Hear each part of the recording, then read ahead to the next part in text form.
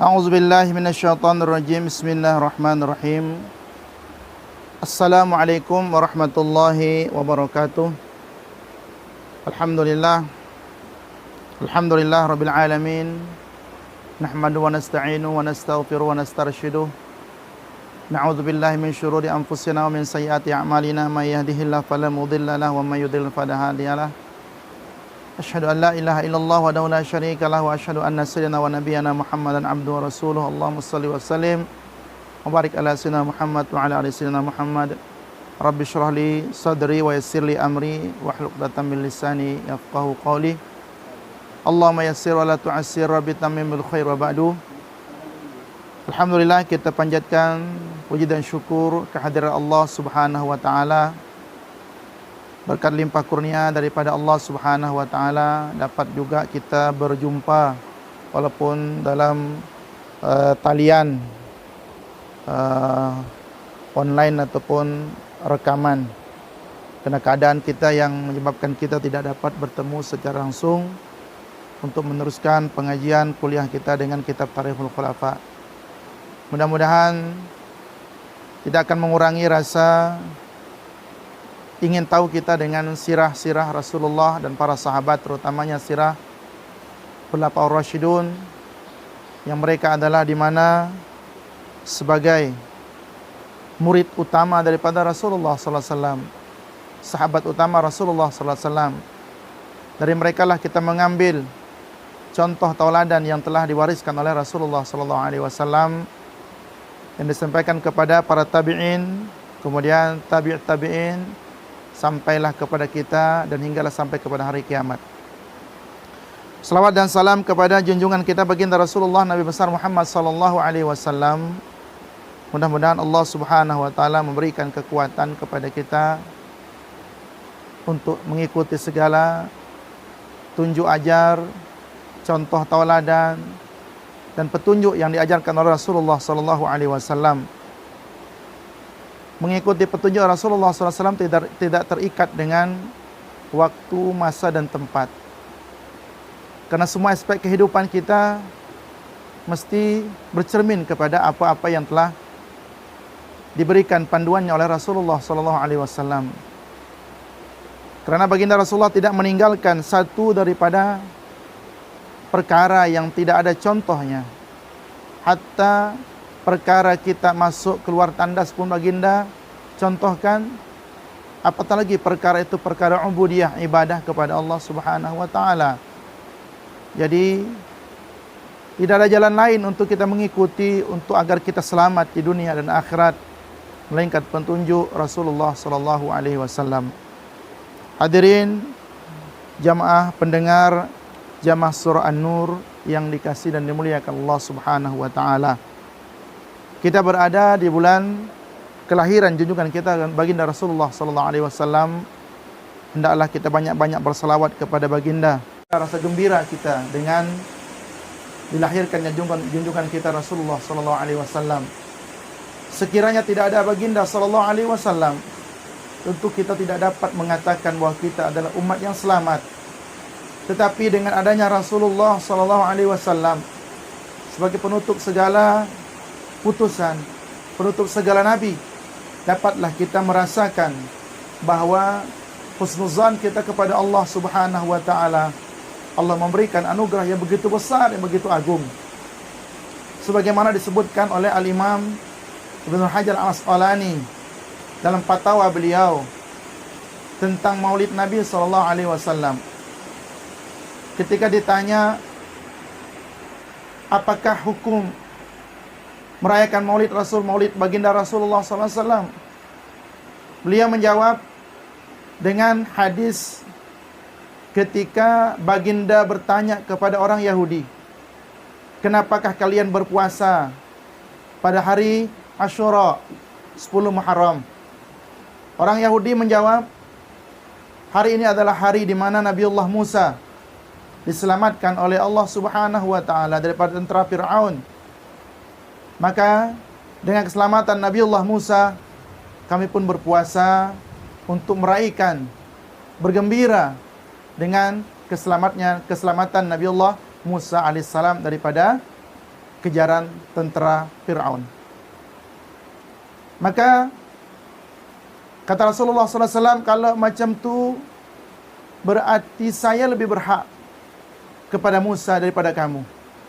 Nah, Al-Imam Ibnu Hajar Al-Asqalani berhujjah dengan hadis inilah, bahawa kalau Nabiullah Musa selamat daripada kejaran tentera Fir'aun, kemudian orang-orang Yahudi berpuasa atas keselamatan baginda, kata Imam Ibnu Hajar Al-Asqalani, mana yang lebih besar daripada kelahiran junjungan kita Rasulullah Nabi besar Muhammad sallallahu alaihi wasallam?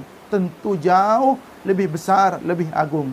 Berarti dengan demikian, kata beliau, memperingati atau merayakan kelahiran junjungan Rasulullah sallallahu alaihi wasallam tidak dipermasalahkan, atau perkara yang harus, perkara yang boleh dibuat.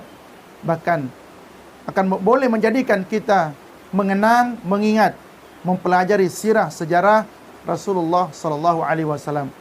Dengan kita mengetahui siapa Rasulullah, bagaimana perjalanan dakwah baginda, harapan kita adalah kita dapat mencintai Rasulullah sallallahu alaihi wasallam. Hadirin jamaah surah An-Nur yang dikasihi dan dimuliakan Allah Subhanahu wa taala. Sekarang kita masuk kepada kitab Khulafa Ar-Rasyidin, Tarikhul Khulafa. Para ulama mengulas daripada hadis ini jelas membuktikan bahawa Abu Bakar As-Siddiq adalah sebaik-baik sahabat secara mutlak. Jadi pada hadis-hadis yang dibicarakan tentang daripada hadis yang di atas sebelumnya, daripada Ibnu Umar radhiyallahu taala anhu, Sayyidina Umar bertakbiratul ihram dan didengar oleh Rasulullah SAW lantas baginda menjenguk kepalanya dengan keadaan marah dan bersabda, "Di manakah Ibnu Abi Quhafah? Di manakah Abu Bakar As-Siddiq?" Nah, daripada hadis inilah para ulama membuktikan bahawa Abu Bakar adalah sebaik-baik sahabat secara mutlak. Seorang yang paling berhak untuk menjawab tugas khalifah dan paling utama untuk menjadi imam. Kata Imam Al-Asy'ari, telah diketahui secara darurah, secara semestinya, bahwa Rasulullah SAW telah memerintahkan As-Siddiq supaya bersolat mengimami orang ramai di masa kehadiran golongan Al-Muhajirin dan Al-Ansar. Dan di masa itu pula baginda sallallahu alaihi wasallam bersabda, mengimami kaum muslimin orang yang lebih baik bacaannya aqra'uhum akan kitab Allah. Ini menunjukkan bahwa Abu Bakar As-Siddiq adalah orang yang lebih baik bacaannya di kalangan mereka pada ketika itu, yakni lebih mengetahui mengenai Al-Quran. Dari sini para sahabat membina alasan mereka bahwa beliau lebih berhak untuk memegang tugas khilafah melebihi sesiapapun, termasuk Umar dan Ali. Ulasan lanjut akan diketengahkan dalam pasal sumpah setia Al-Mubayah nanti. Itu tuan-tuan rahimakumullah. Telah banyak kita bincangkan daripada pertemuan-pertemuan kita secara langsung di surau tentang kita tidak akan melupakan. Kita akan membela bagaimana ketika ada orang yang mencoba merendahkan, menghina, apatah lagi kepada Abu Bakar As-Siddiq radhiyallahu taala anhu. Kalau ada orang yang berani untuk mencoba merendahkan martabat beliau dengan tuduhan-tuduhan yang tidak beralasan, maka kita pastikan mereka itu adalah terkeluar daripada apa yang disabdakan oleh Rasulullah sallallahu alaihi wasallam untuk mengikuti sunnah Rasulullah. Dan mengikuti mereka itu adalah mengikuti sunnah Rasulullah, di antaranya adalah kena mengikuti Khulafa Ar-Rasyidin selepas Rasulullah sallallahu alaihi wasallam. Kalau kita boleh menyebutkan siapa yang akan selamat ketika Abu Bakar As-Siddiq, Umar ibn Khattab, Utsman ibn Affan, Ali ibn Abi Thalib tidak diikuti, sedangkan Rasulullah telah memberikan jaminan bahawa mereka Khulafaur Rasyidun yang 4 ini adalah sebagai penerus kepada Rasulullah. Kita ingat kisah seorang wanita bertanya kepada Rasulullah tentang satu masalah. Kemudian wanita berkenaan berkata sebelum meninggalkan Rasulullah setelah mendapatkan jawaban yang jelas daripada Rasulullah. Kata wanita berkata, "Ya Rasulullah, nanti selepas baginda tidak ada, selepas baginda tidak bersama-sama dengan kami. Kemudian saya ada kemusykilan masalah untuk saya tanyakan, kepada siapakah saya akan bertanya?" Rasulullah dengan tegas dan jelas menjawab, "Bertanyalah, datanglah kepada Abu Bakar As-Siddiq radhiyallahu ta'ala anhu." Maka daripada ini dapat kita simpulkan betapa dekatnya Abu Bakar As-Siddiq dengan Rasulullah sallallahu alaihi wasallam. Jadi ketika ada satu kumpulan yang mencoba menjauhkan umat Islam daripada sahabat mulia dan agung ini, maka kita pertanyakan. Bukan kita bertanyakan apakah kamu beriman atau tidak. Kita pertanyakan, kalian ini adalah orang yang beriman kepada Allah dan Rasulkah tidak? Allah telah isyaratkan di dalam Al-Quran ketika Nabi menyelamatkan diri daripada kejaran orang-orang Quraisy pada malam baginda hijrah. Allah isyaratkan ketika dua orang daripada salah satu daripada kedua orang tersebut, yang ada di situ adalah Rasulullah dengan Abu Bakar As-Siddiq, yang bertanya, "Kenapa kita perlu takut? Tidakkah Allah bersama dengan kita?" Kata Rasulullah SAW. Karena Abu Bakar melihat ke atas bagaimana tentara-tentara Quraisy yang akan membunuh mereka kalau terjumpa. Maka Rasulullah memberikan ketenangan kepada Abu Bakar As-Siddiq, "La tahzan, innallaha ma'ana." Janganlah kamu berduka cita, janganlah kamu takut, karena sesungguhnya Allah bersama-sama dengan kita. Kita teringat dengan kisah Nabiullah Musa ketika selamat daripada kejaran Fir'aun. Kaumnya ketika mereka dikejar sampai ke tepi laut, dan tak ada jalan lagi lah, laut yang luas. Mereka tak mungkin menyeberangi laut. Sedangkan tentera Fir'aun berada di belakang mereka. Tak jauh. Hanya dalam paling jauh 1 kilometer. Dah nampak tentera Fir'aun. Tetapi saat itulah Allah Subhanahu wa ta'ala memberikan satu keyakinan kepada nabinya, kepada utusannya. Nabi Musa menjawab dengan simple, tidak. Saya yakin Tuhanku Allah tidak akan menyia-nyiakanku, tidak akan mendukacitakanku. Maka Allah perintahkan kepada Nabiullah Musa untuk memukulkan tongkatnya ke laut, sehinggalah terbelah laut. Tapi dalam film-film yang kita lihat, Mobi dan seumpamanya, Nabiullah tidak memukulkan tongkat, padahal Allah sebutkan fadrib bi'asaka kal bahr. Tapi dalam film itu Nabi Musa angkat tongkatnya. Kita tak permasalahkan mau diangkat, mau dipukul, tak ada masalah. Yang pasti adalah Nabiullah Musa membelah laut. Tak pernah terpikir. Kenapa? Sepatutnya kalau kita pikir, lari lebih awal, persiapkan kapal untuk dapat menyeberang laut. Tidak. Nabi Musa punya keyakinan. Lari untuk meninggalkan, mengabdi, menyembah kepada Fir'aun laknatullah alaih, juga menyelamatkan para Bani Israel. Maka Allah selamatkan Nabiullah Musa. Seperti itulah Rasulullah punya keyakinan. Tak mungkin Allah Subhanahu wa ta'ala akan menyia-nyiakan, mendukacitakan kekasihnya Rasulullah SAW. Hadirin jamaah surah An-Nur yang dimuliakan Allah Subhanahu wa ta'ala.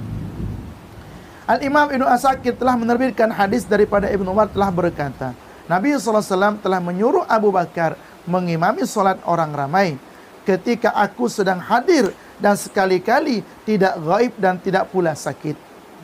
Justru itu kami pun meredai dengannya untuk urusan dunia kami, sebagaimana Nabi SAW meredai dengannya untuk agama kami.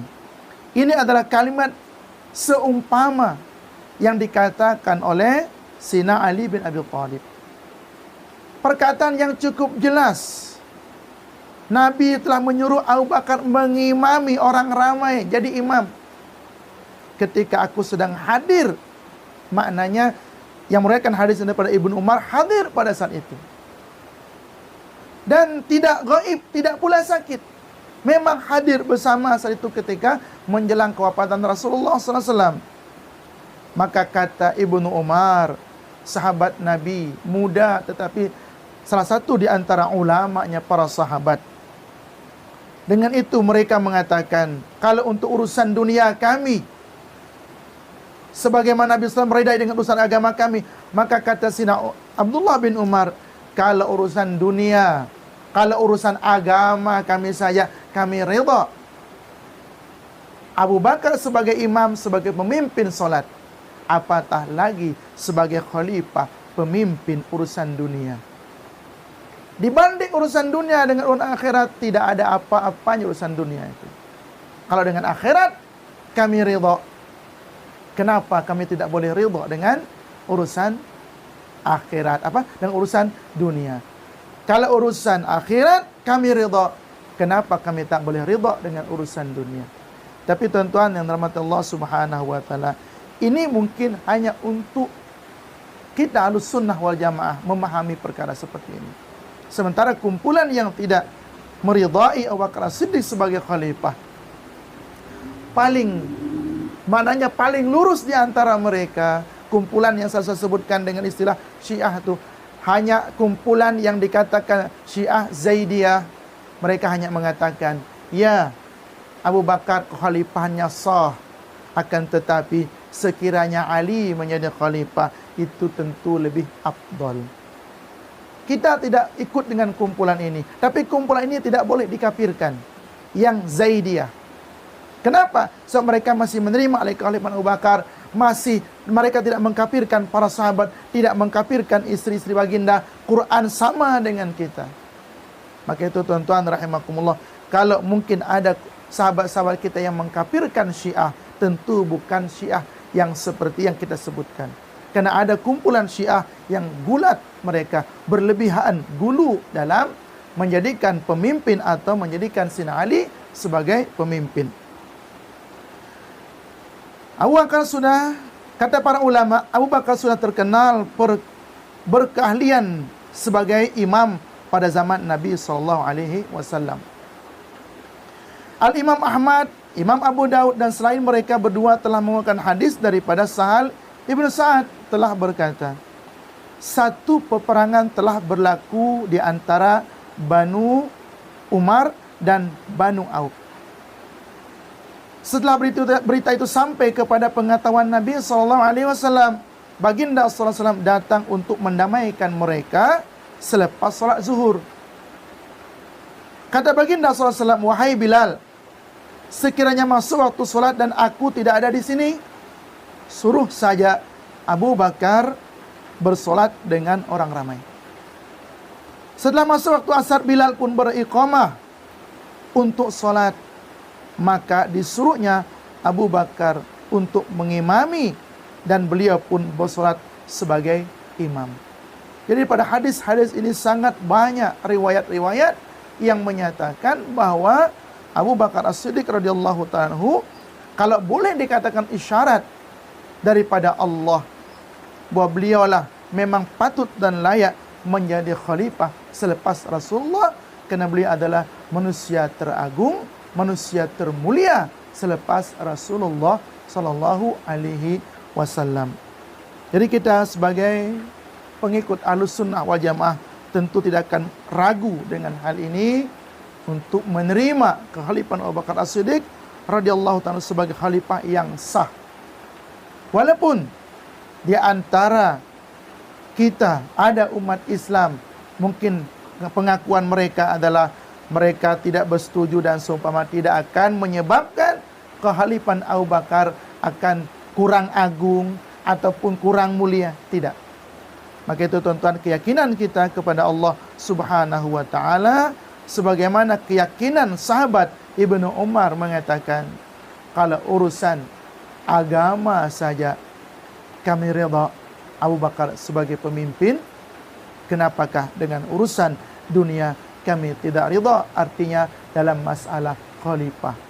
Maka tuan-tuan rahimakumullah, mudah-mudahan dengan perkongsian kita yang singkat ini dapatlah memberikan gambaran kepada kita di antara riwayat-riwayat yang menjadi landasan para ulama yang mengatakan bahwa Abu Bakar As-Siddiq adalah orang yang mulia. Tidak ada orang mulia selepas Rasulullah adalah Abu Bakar As-Siddiq. Itu sepakat dan ijma' para ulama. Kalau ada orang yang mengatakan tidak demikian, berarti dapat dipastikan mereka memang bukan daripada kalangan Ahlus Sunnah wal Jamaah. Bismillahirrahmanirrahim. Qala Abu Bakar Asy-Syafi'i telah mengeluarkan hadis di dalam kitab Al-Ghailaniyat dan Ibnu Asakir dari Sayyidatuna Hafsah bahwa beliau pernah berkata kepada Rasulullah sallallahu alaihi wasallam, sekiranya tuan hamba sakit, kedepankan saja Abu Bakar.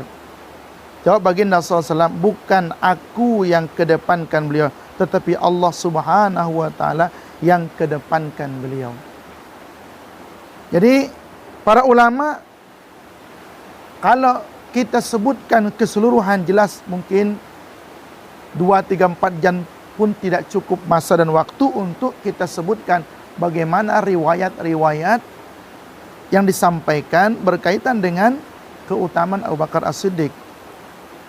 Maka daripada Imam Ibnu Asakir ini, bahwa beliau pernah berkata kepada Rasulullah SAW daripada Sayyidah Hafsah, sekiranya tuan hamba sakit, kedepankan saja Abu Bakar.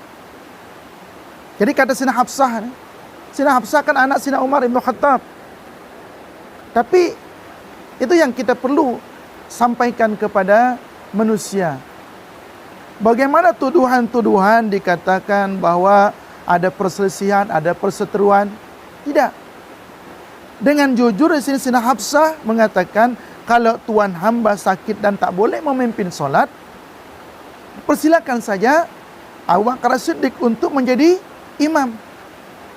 Maka Rasulullah SAW menjawab, bukan aku yang kedepankan Abu Bakar, akan tetapi Allah Subhanahu wa taala yang kedepankan beliau.